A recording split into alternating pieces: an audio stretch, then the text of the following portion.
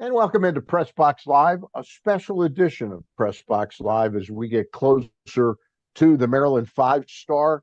The place to be in October is the Mars Maryland Five Star at Fair Hill, presented by Brown's Advisory. And we are brought to you, though, by our friends at the Couse. Every time I do a Press Box Live, they are the sponsor, and I'll tell you about them a little bit midway through the show. Our guest today is a handsome guy that I've interviewed one other time, and that is the cross country course builder, Tyson Rementer. And Tyson, how have you been? I have been fantastic. It's great to be back. It's great to be back with you, and it's great to be back in the state of Maryland. All right, that's cool. Hey, Tyson, I know we've got the race coming up, the eventing coming up, the Maryland Five Star, and you have nothing to do with the dressage courses or the show jumps. Your whole ballywick is you're the cross country course builder. Okay. How did you get into this? I don't Yeah, know that it's I've ever talked to you about that because I know in reading up a little bit, you were at one time an eventing rider, right? yeah, that's right. I grew up around horses, believe it or not, in southern New Jersey. I live in North Carolina now, but I grew up in Cape May, New Jersey, little Victorian beach town down there. I Highly love Cape recommend. May. Love Great Cape spot. May. But it's a fairly rural area. My parents had horses. My father was a school teacher and ranch cattle out in Colorado, and so when they left Colorado in the '70s, they brought some horses with them back to Cape May. And I rode horses growing up, mostly Western riding. We'd go to the Cowtown Rodeo. Dad and I team roped a little bit. We did a lot of barrel racing and gymkhana events. And then when I went off to college there to Delaware Valley College, they had an equine science program, and it was there that I met a woman named Jane Corey, and she ran events at her farm in Bucks County, Pennsylvania, eventing competitions, and that was the first time I had any exposure to it. And I loved being around her place so much and enjoyed helping out there so much that I dropped out of college and I started competing and caring for horses full time. And as sort of a poor college age kid, in order to pay for my lessons and my competition costs, Jane would let me work on the farm there to pay that off. And one of my responsibilities was building jumps. And it turned out I had a much higher proclivity for building jumps than I did for riding the horses, because a lot more people asked me to build stuff than they ever asked me to jump over stuff. So by 2004 or so, course building took over full time, and I was building full time from there. There's not many of us. It's a fairly obscure job, cross country course builder, but it keeps me busy year round. For when I was a younger man in my 20s, it's a great way to travel around and see some great parts of the country, and it's really been a lot of fun. When you say you started to build the jumps, you mean like a carpenter would build a jump? Yeah, that's exactly right. Well, and I mean, some of it's we do a little bit of everything. Is kind of the one of the fun parts about my job is one day you're doing some excavation. Maybe we have to build one of our water features, or another day we're building banks and ditches, and that's like landscape construction where we're building retaining walls. Other days we're building maybe an intricate fence that looks is a replica building, like a little dollhouse type thing. There you're using your carpentry skills. It really is. There's a lot of facets to it. There's some specialty fences that are designed and built to sort of come apart when the horses interact with them, and so you need to stay up to snuff on how all of the new technologies that get incorporated into the fences work. And so it really is, every day is something different. One day you're an excavator, the next day you're a plumber, the next day you're a finished carpenter.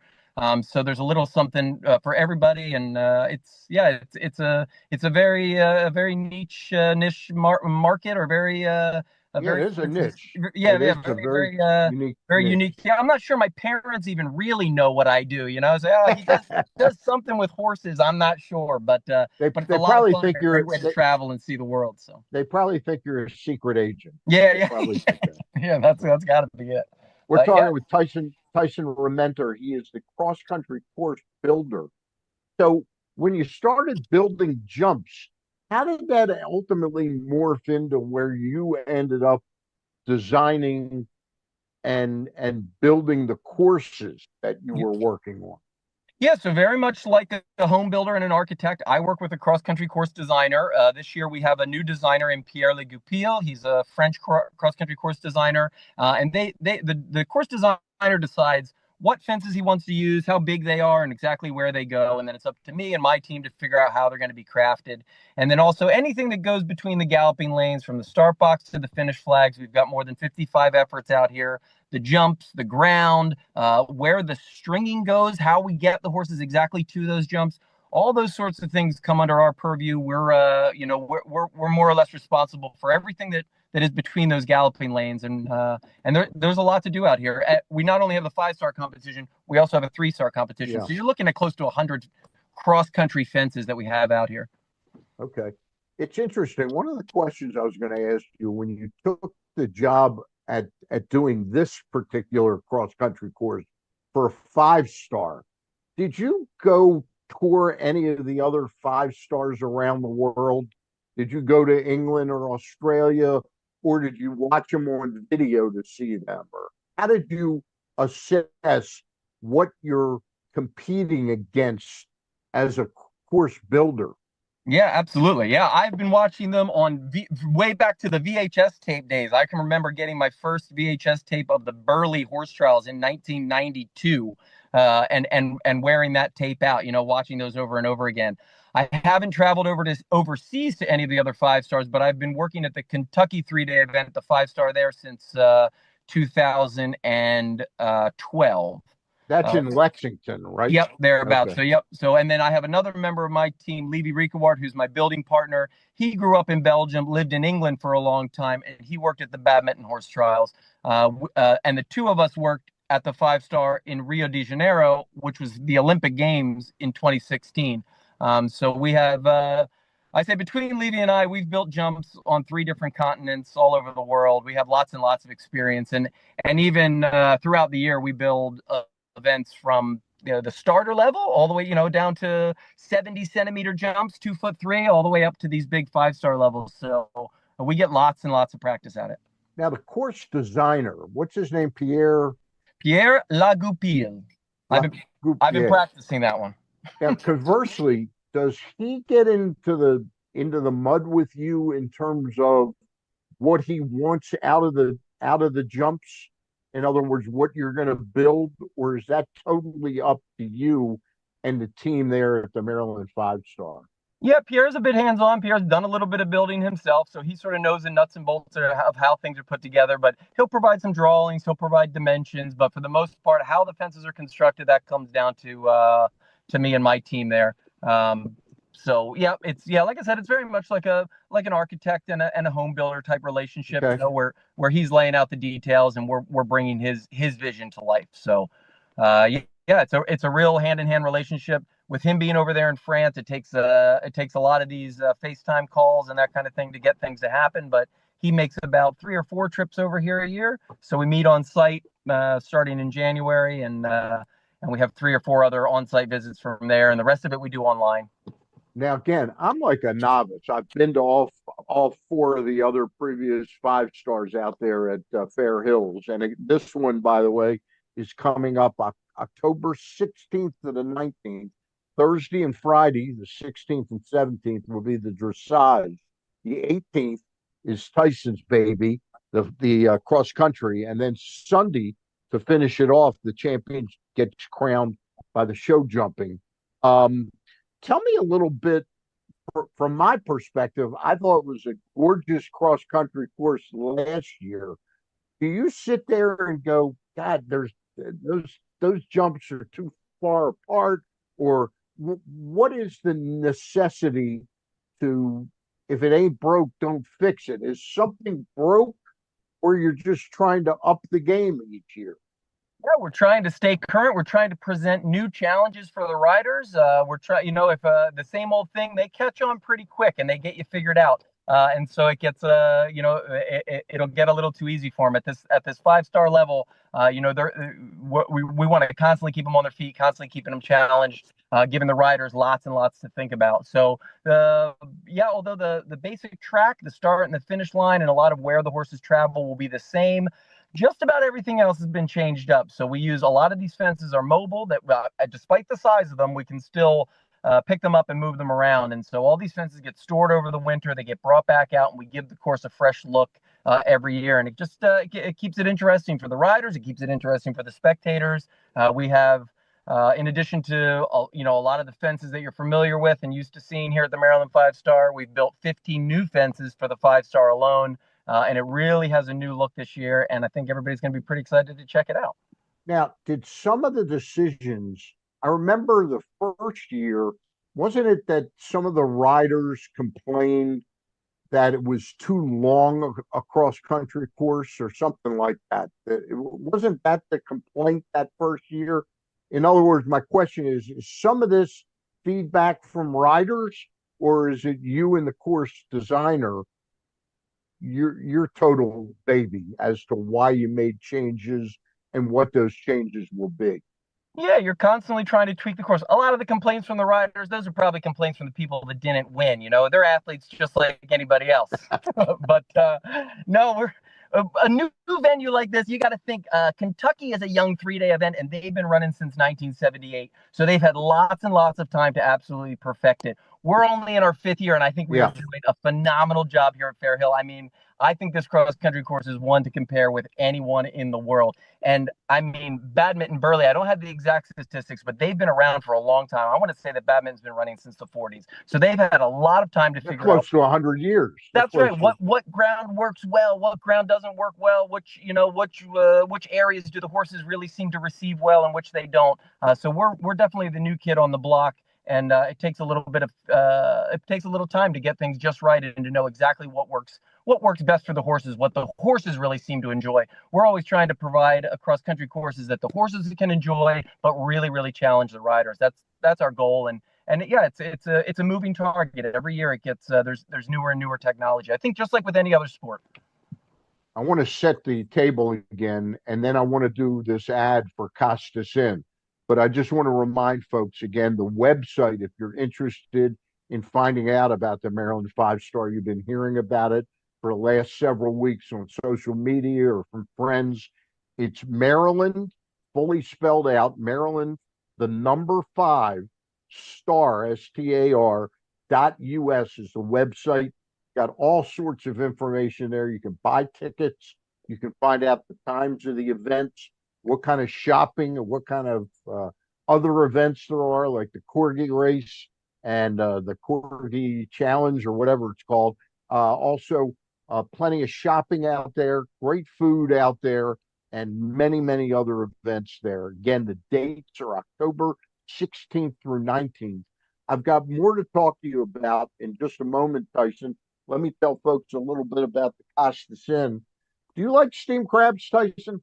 Oh my gosh, I love steamed crabs. As a matter of fact, we had a little get together here every Thursday. Me and the course builders, we get a bunch of crabs. We have a great time.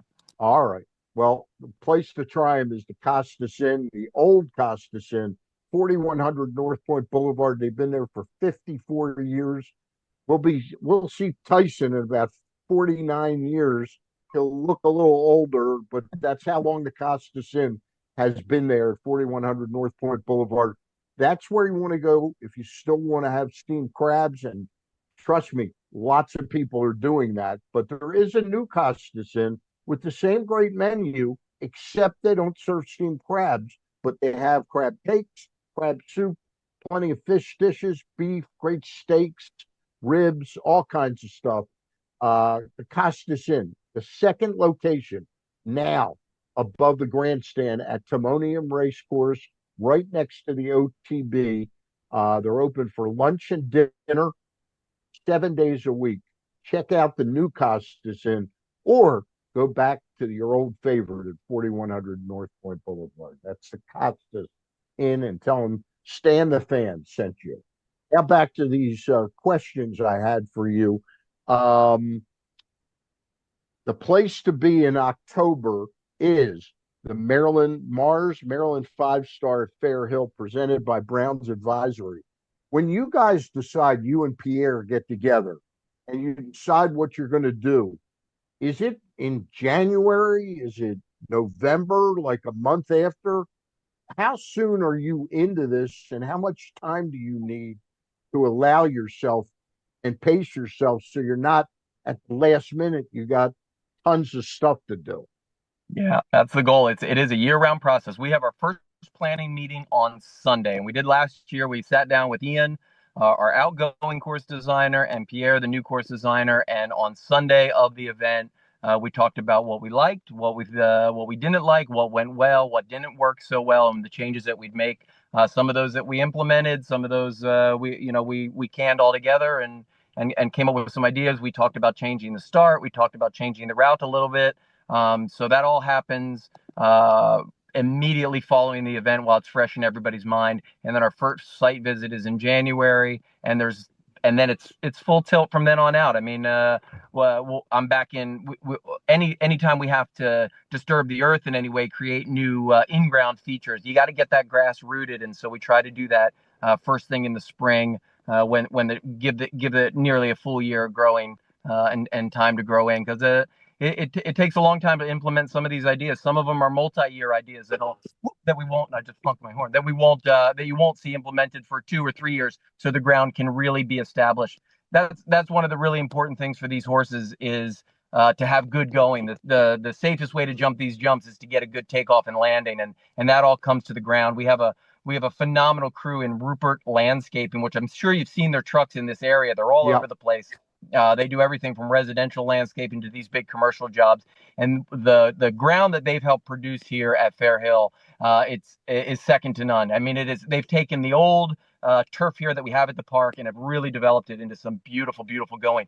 The coolest thing that they've got going on this year was they've implemented some robot mowers. They're completely autonomous mowers.